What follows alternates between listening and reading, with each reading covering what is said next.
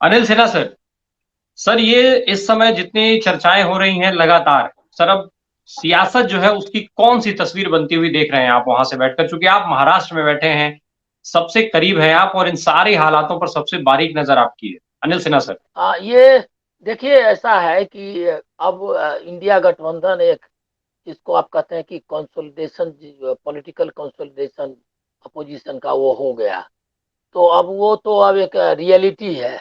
BJP उस reality को स्वीकार नहीं करना चाहती है, या स्वीकार करने के बाद भी उसको जताना नहीं चाहती है लोगों के बीच में, क्योंकि वो जो डेंजर है उसके सामने की 2024 में वो इलेक्शन हारने की नौबत है। तो ये उसको समझ में आ गया है।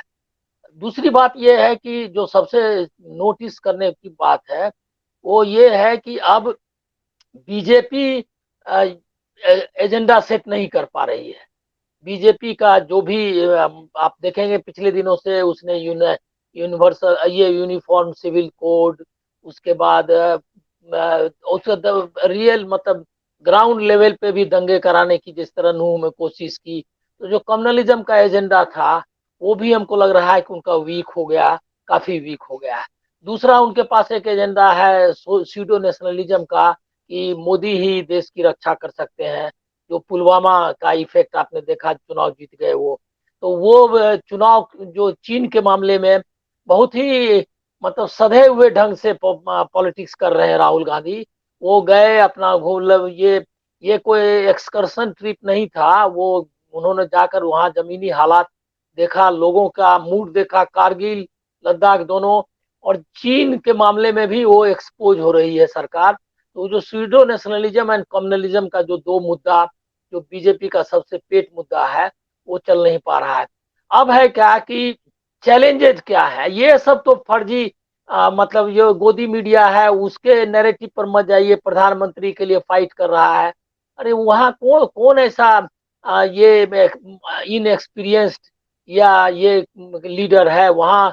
पवार है, नीतीश कुमार है, सबके सब जो है लंबे समय तक राजनीति नहीं, मुख्यमंत्री और क्या क्या पद संभाल चुके हैं। और उद्धव ठाकरे हैं, बहुत ही मैच्योर्ड पॉलिटिशियन है, उन्होंने साबित किया। इतना बड़ा डेंजर उसके सामने आया, उसके बाद भी वो टिके रहे। ममता बनर्जी को आप देख रहे हैं कि किस तरह से अकेले दम पर उसने वहां सत्ता चलाई और सत्ता उखाड़ फेंका लेफ्ट का इतना दिनों का। तो कोई ऐसा थोड़ी ही है कि कोई मतलब ऐसे ही उठकर आ गया है और एम्बिशन पालने लगा है। सबको पता है कि किस तरह से इसको हटाने के बाद क्या स्थितियां बनेगी। तो ये जो नैरेटिव है, गोदी मीडिया के नैरेटिव पर मत जाइए। उनके साथ कोई चैलेंज नहीं है, उनके साथ चैलेंज दो है, सबसे बड़ा और एक तीसरा भी मान सकते हैं। ये वो है कि चुनाव आयोग, पहला चैलेंज जो है वो गोदी मीडिया है, जो नैरेटिव क्रिएट करता है। उनको फाइट करनी पड़ेगी। और मैं, बहुत लोग कहते रहते हैं क्या कि ग्राउंड पे उसका कोई असर नहीं है, मैं नहीं मानता। इन अभी जो है मीडिया, वो एक बहुत बड़ा प्लेयर है डेमोक्रेसी में, वर्ल्ड ओवर। ये कोई इंडिया की बात नहीं है, सब जगह वो बहुत बड़ा रोल निभाता है। और वो पूरा मीडिया जो है इंडिया में, उसको बीजेपी ने उस मतलब गोदी बोल ही रहे हैं तो इसमें खरीदने की बात बताना जरूरी नहीं है। तो इस मीडिया के जरिए वो नैरेटिव बना रहा है। आप अभी आप टीवी चैनल्स देखिए, आज लाइव कर रहा है। अभी मैंने टीवी चैनल खोला, सुबह के बाद अभी सिर्फ खोला है मैंने। सारे चैनल्स लाइव कर रहे हैं। सालवे जे एंड के, जम्मू एंड कश्मीर पर डिबेट कर रहा है, वो कर रहा है। ये कौन सी खबर है भाई?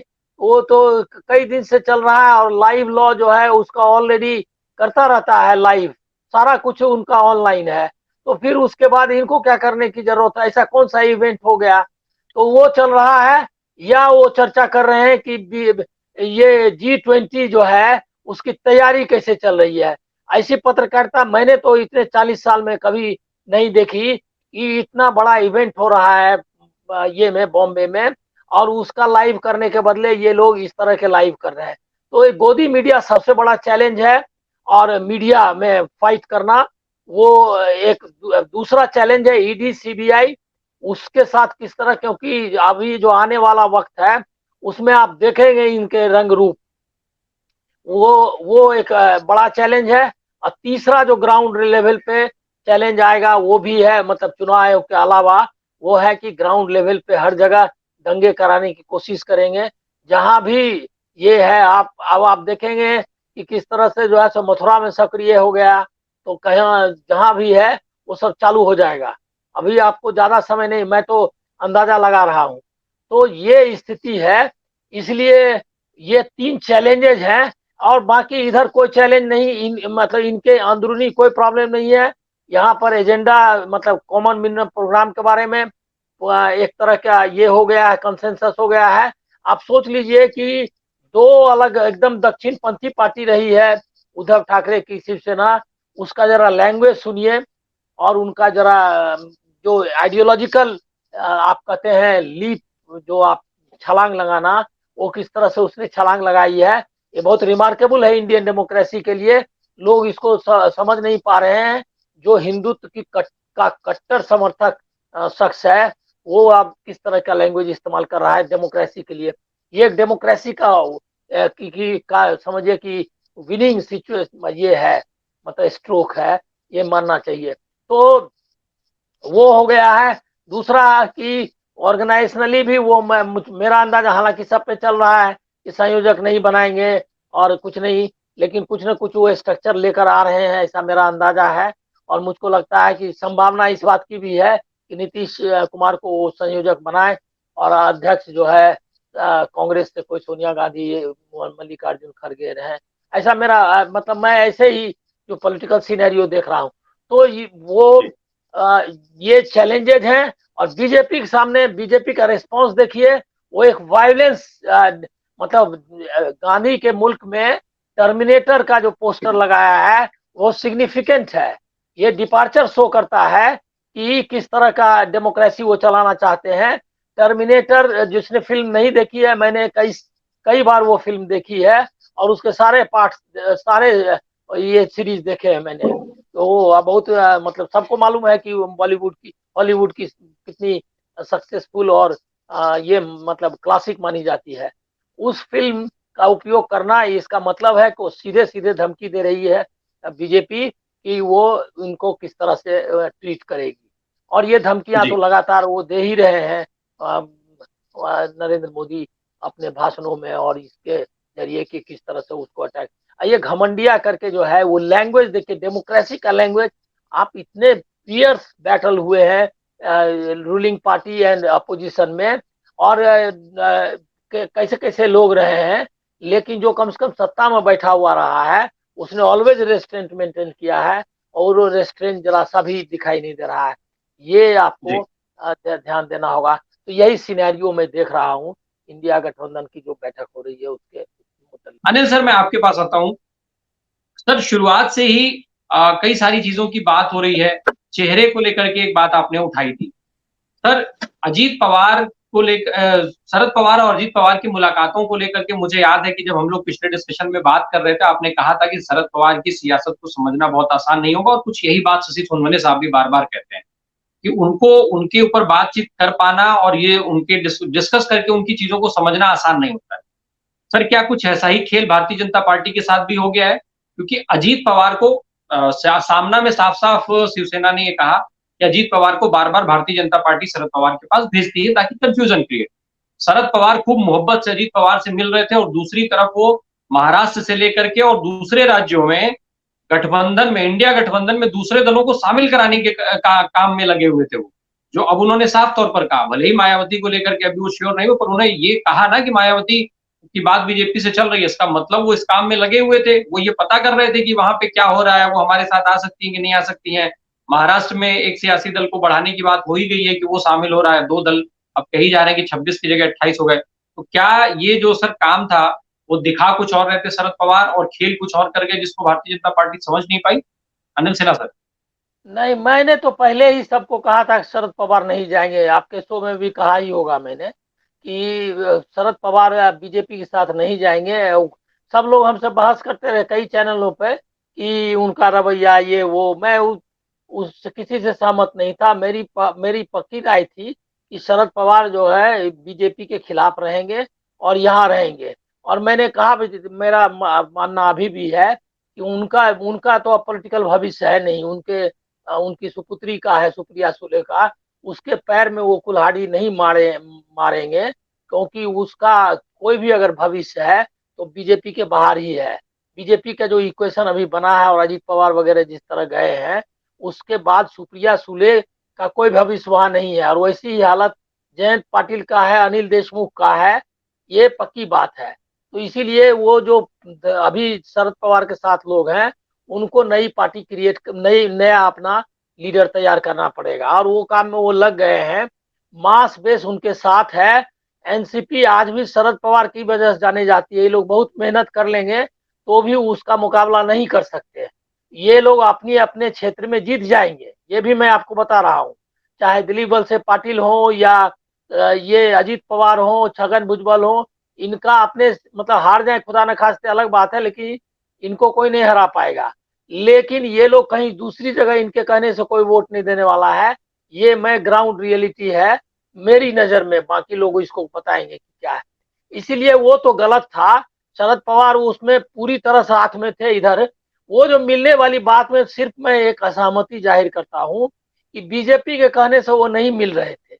वो मिल रहे थे इसीलिए कि एनसीपी उनको ईडी पकड़ के ले गई थी, और दोनों चचा भतीजा में इस बात पे सहमति है कि एनसीपी हमको तोड़ना नहीं चाहिए।